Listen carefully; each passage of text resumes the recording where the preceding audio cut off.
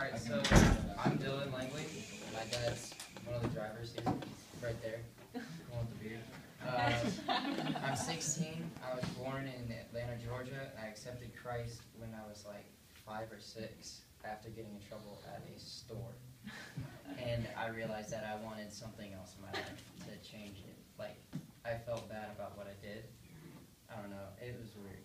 But I was born and raised in a Christian home in Atlanta.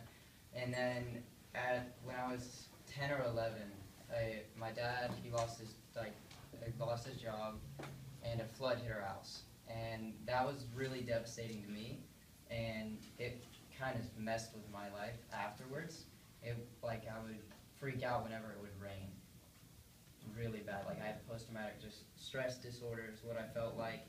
But after we went through that and I saw what God had actually done, he'd actually found there was a termite problem underneath our house. And the flood had killed all the termites. And when we fixed up the house for when we were going to move, we sold it in a day. So I felt that that was really amazing, that after all the prayer that I had done, as soon as that had happened, something so life-changing could happen really quickly. Like, something that you thought was something like a disaster can change into something helpful for your life later on in an instant. And that's just about my background. So at this point, I'm just going to tell you guys about what I did with labels. And honestly, my label was, I will admit now it's silly, but anybody's label can be silly. The one that messes with you the most is going to be something that most people would think as a bad thing. And I was a ginger, which was what it was. And at least it's funny right now. Like, I don't care anymore. But until they added, like, oh yeah, you're soulless, you can't come do this with us. That was when it started to mess with me. Because I'm a Christian, I'll proudly proclaim it. I don't care. I don't care what you think about my ideals, what I think about. I just want to know that you understand I'm a Christian that messes with me. And what I thought was going through it and acting like I didn't care was going to help. And it doesn't. It really doesn't. Thinking that it's not going to affect you later, going home, and then having a mask on your face, that you're okay, you're happy, you're having fun with your friends. And then when you're really feeling like, wow, this is really how people think about me, this is what I am.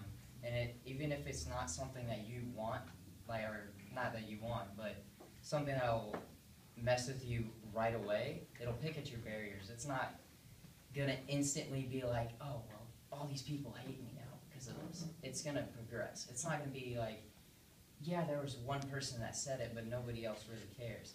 Until you get different groups of people who will add on to it. And I let the label stick for 3 years. And it got solid. It got pretty solid.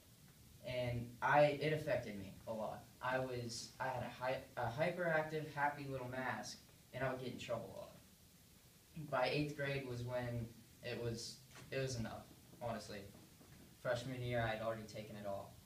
Because of what ended up happening, I got into fights throughout middle school. My parents didn't know this.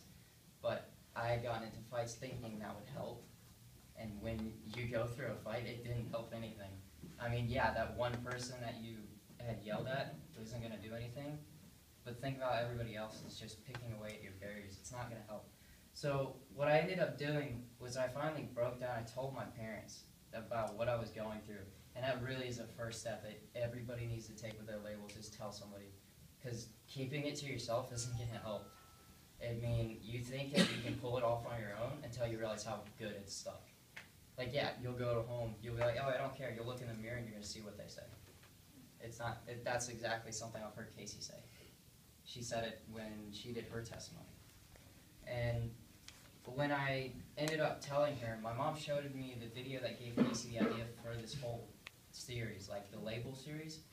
And what really stuck with me is that nobody has the right to label you. You don't need to be labeling yourself. You don't want anybody else to label you, and now you know that nobody can. The only people that can label you, or the only person that can label you, is God. And he already has. He's already given you a label. And you're his son, you're his daughter. And that's all you need to know. You don't need people to tell you that, oh yeah, you're ugly, or you're not worth anything. And then let that stick over what God's already done, and let that affect you. And So what I did was I prayed, and I prayed a lot. And when that label came off, it was the most relieving thing that you'll feel. Honestly, it was completely life-changing. My life flipped. I went from having the mask to dropping the mask and not getting in any trouble in probably a week, which is a lot to say because I was crazy. I'll admit it now. You can ask Casey. I was not very good in middle school.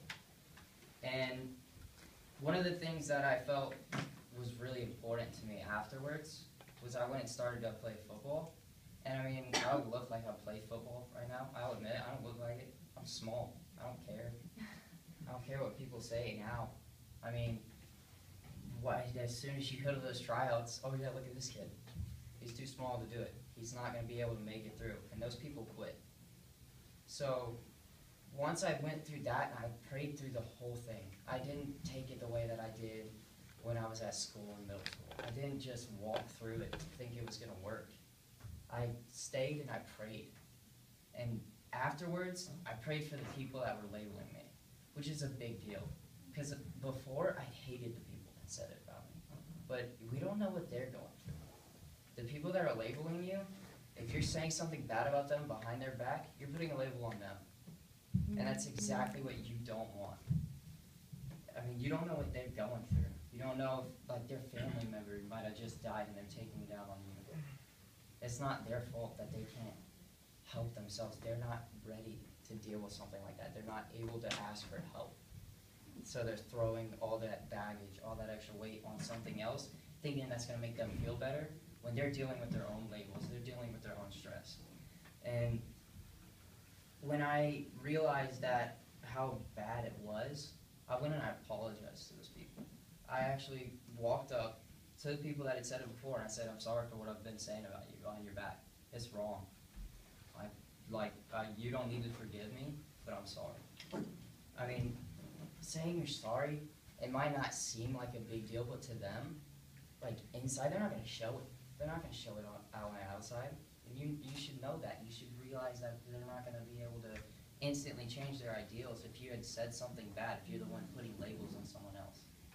And then, on the inside, they're so glad that you're apologizing for what you did. Like, I'd had somebody come up to me and say sorry.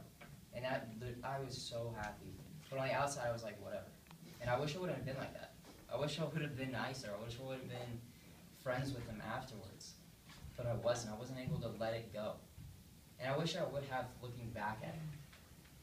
But the biggest thing that I want to say right now is you need to pray.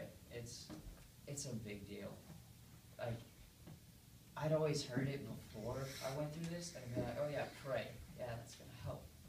And I would pray, and it didn't help. And the reason that it didn't help is I wasn't praying the right way.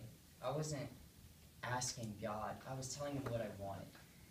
I wasn't asking for help. I wasn't explaining how I felt. I wasn't telling him what I need his help for. I was asking for things. I was telling him things, sorry.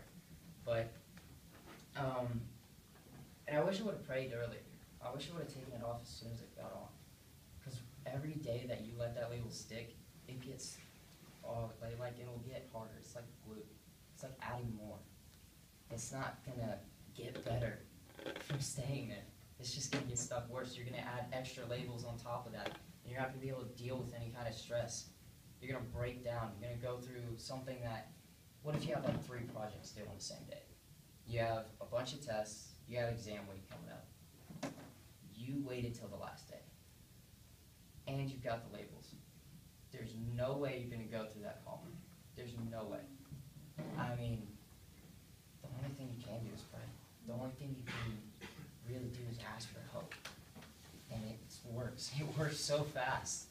And that's something I want to say you should really do. Don't let the label control your life. Don't let that be your reins.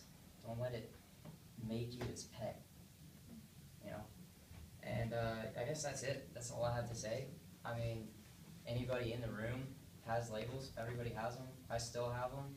I still got to pray about it. Don't just walk through it. You got to walk through it with somebody else. You got to walk through it with God. That's all I got to say.